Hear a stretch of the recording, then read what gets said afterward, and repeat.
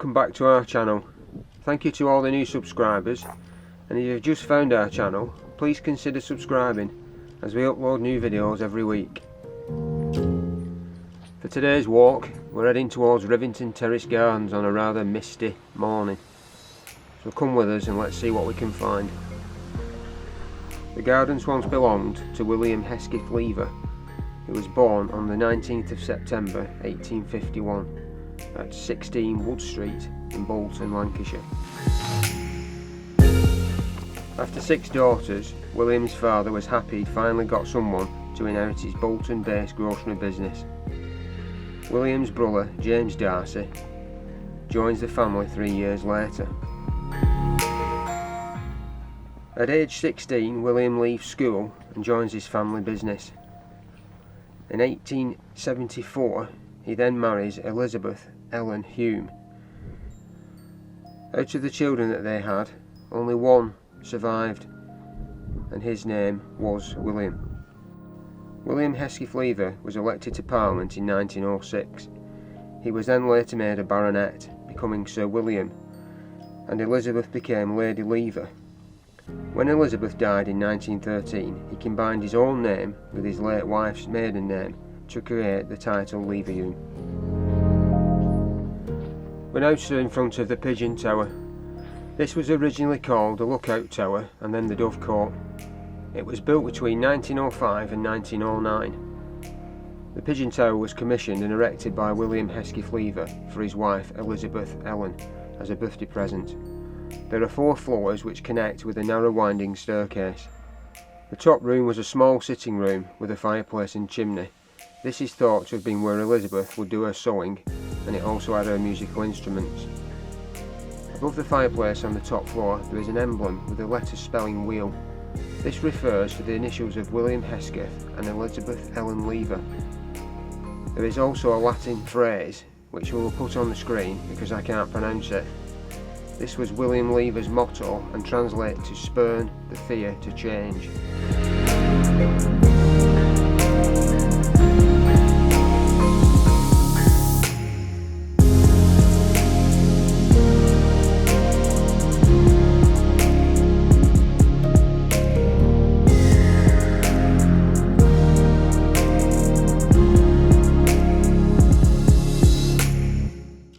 An interesting fact that the spiral staircase in most castles and old fort buildings have a clockwise ascending staircase.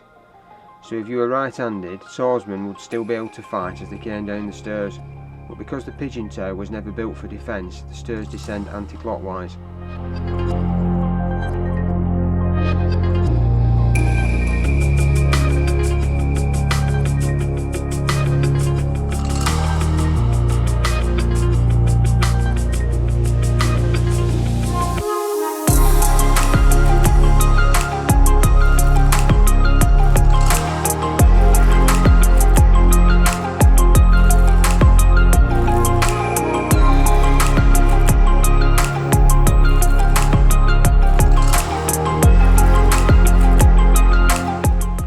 On the second and the third floor of this tower, it housed the ornamental pigeons and the doves.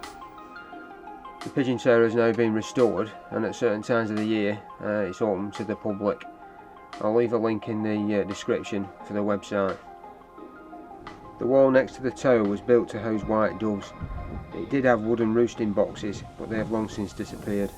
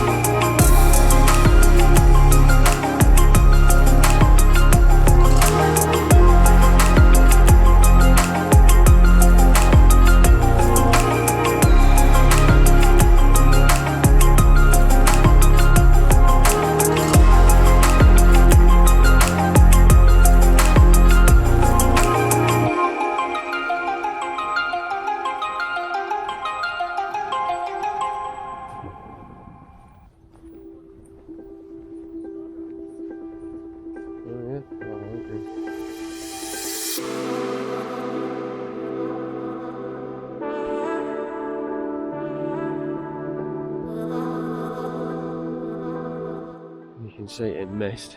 That's the Italian lake.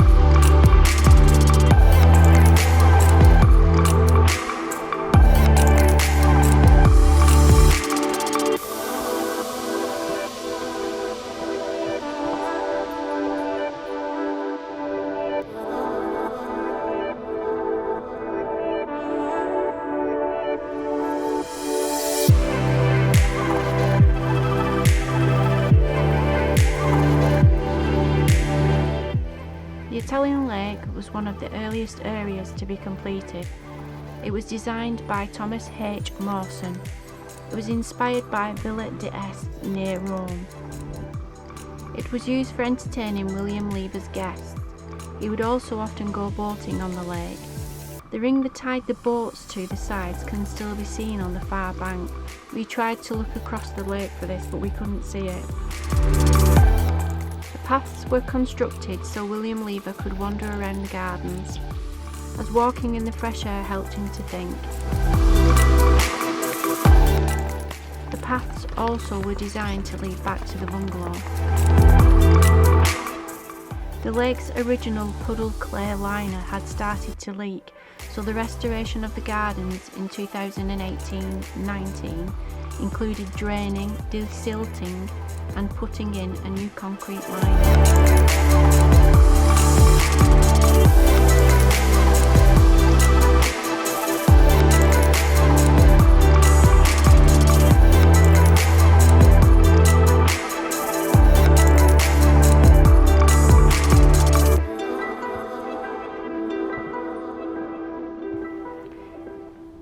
Below the bungalow is the orchestra lawn, and at the bottom you will see a featured sundial. It is on this spot that William is said to have proposed to Elizabeth Ellen. How romantic!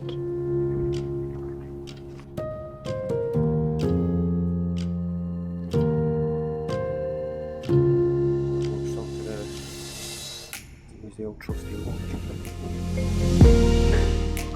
We're now heading to the bungalow. At the turn of the 20th century, William Hesketh Lever had a timber frame building erected in the gardens. This was the first bungalow and was named Royton Cottage. For some time he used the cottage as a hunting lodge, but he had some alterations made to it and turned it into a hilltop holiday home. It was filled with artworks and antiques, as he was a renowned art collector. The cottage was surrounded by pergolas, and there was also a stone dovecot which was erected in front of the cottage with a bird bath at the base. On July the 7th, 1913, a militant suffragette called Edith Rigby, driven by her chauffeur, went to the cottage equipped with paraffin to burn the bungalow down. She checked that no one was home before starting the fire, but by the time anyone saw the flames it was too late to save the bungalow. The attack resulted in damage costing £20,000. In court, Edith Rigby admitted to the attack, saying in court, "I want to ask Sir William Lever whether he thinks his property on Rivington Pike is more valuable as one of his superfluous homes, occasionally to be open to the people, or as a beacon lighted for king and country to see that there are some intolerable grievances for women." There were a few black and white tiles which were from the ladies' toilets. These have been covered up to protect them, but luckily a few years ago, before the gardens were renovated, we took some photos of these, so we'll pop a photo in now. A circle of wildflowers outlined in stone has been created to show where the ballroom once was, where William Lever would have boogied the night away with his guests. On the 24th of July 1913, William Lever's wife Elizabeth Ellen died at their Thornton Manor aged 62. She is buried in Christchurch churchyard, Port Sunlight, Merseyside. William vowed to rebuild a new bungalow, and in 1914 it was built. The new bungalow was designed by his old school friend and architect Jonathan Simpson. William Lever made lots of changes to the bungalow over time, adding another floor for his servants and a ballroom to entertain his guests. On this old photo, if you look closely on the right, you'll see the original dovecot. It was originally built at the other side of the bungalow, overlooking the orchestra lawn, but to make room for the new ballroom it was located to the top of the driveway leading up to the bungalow. When William died in 1925, his son sold the bungalow and gardens, plus artwork and furniture, at auction. A local brewer, John McGee, bought the bungalow and grounds for $15,600. When Mr. McGee died in 1931, his family tried to sell the bungalow and grounds, and eventually in 1940 Liverpool Water Corporation paid just £3,000 for Rivington Gardens. In 1947 the bungalow had been vandalised that much that it was deemed unsafe. There was a public outcry, but none of the local authorities wanted to invest in its renovation, so in 1948 it was demolished.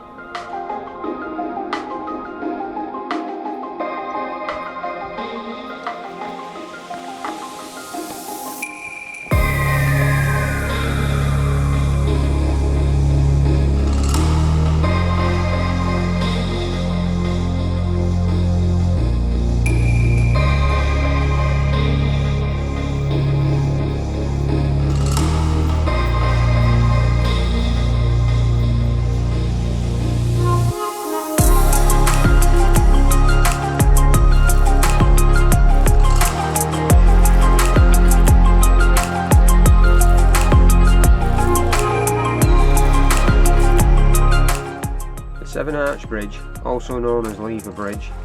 This bridge was built in 1910 to a design by William Lever by Thomas Mawson. It is said that the bridge was inspired by a bridge he had seen whilst visiting Africa. A single arch spans Royston Lane, above which is a viaduct of 7 similar arches. At the top of the staircase there is a single-storey flat-roofed summer house.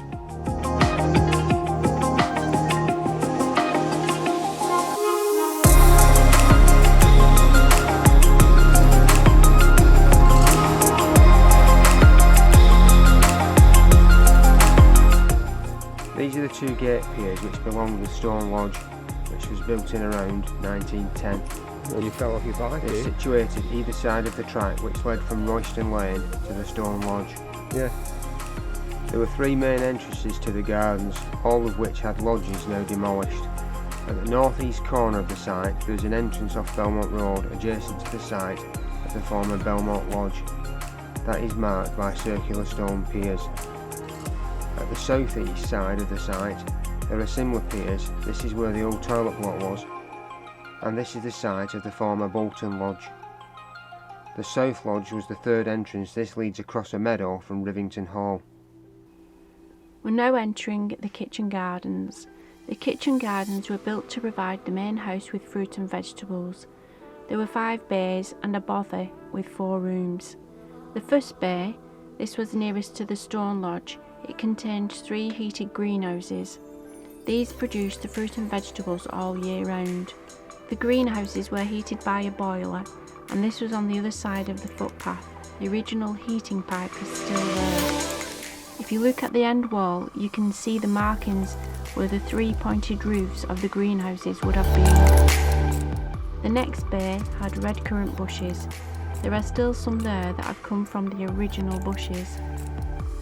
Bay number 3 has the last remaining apple tree from William Lever's time.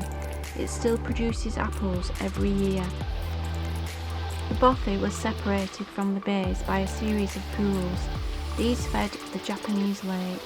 The bothy contained a potting shed, a stable and cart, and a storeroom with a manure pit. Also, when the weather was bad, the gardeners had somewhere to shelter.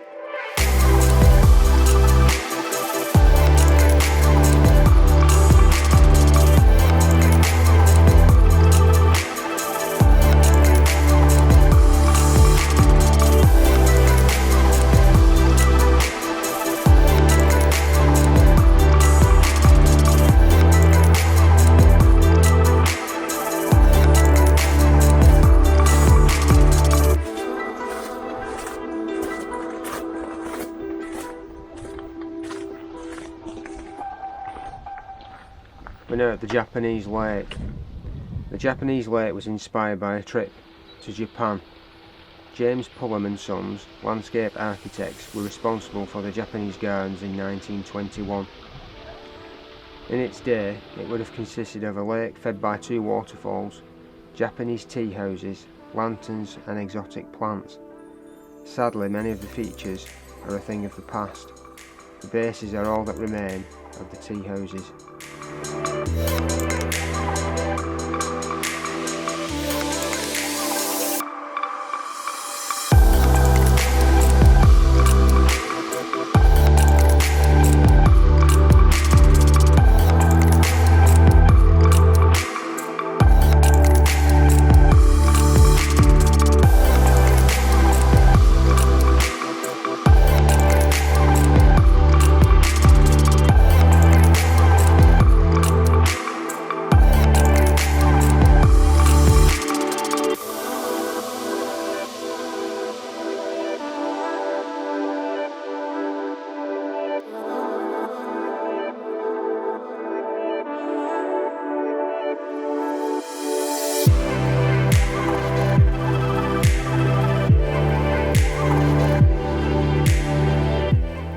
We are now at the tennis lawn.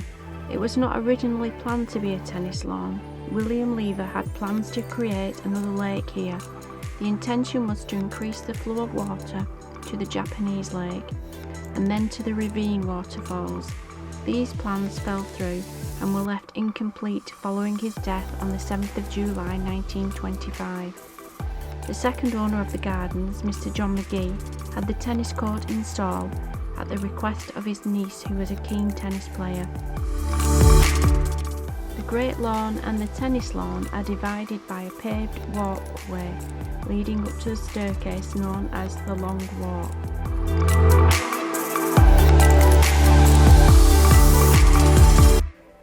Next we have the Great Lawn. This was designed and created as an entertainment space where William Lever would invite his private guests to enjoy the views and have tea in the summer house. When the lawns were being constructed, there was a temporary railway built to take away the large quantities of stone that had to be removed. There is a large rock feature on one of the lawns. This was left like this to show his visitors how much rock had been removed from the hillside to create the terrace. Each lawn has its own summer house, and these were used for serving tea and providing shelter. These were inspired by Italian garden shelters, and the staircases at each side allowed the guests access to the viewing platforms. The gardens originally had 7 summer houses, but there are only 5 remaining now. William Lever never forgot his roots, and he gave to his hometown. He bought Hollyth Wood and made it into a museum. He assisted in the building of Bolton School, and Leverhulme Park also bears his name. William Hesketh Lever died at the age of 73 of pneumonia at his home in Hampstead on the 7th of May 1925. His funeral was attended by 30,000 people. He is buried in the churchyard of Christ Church in Port Sunlight, in what was then Cheshire, now Merseyside. He was succeeded by his son William Lever, 2nd Viscount Leverhulme. We hope you've enjoyed our little tour of Rivington Terraced Gardens. Until next time, see ya.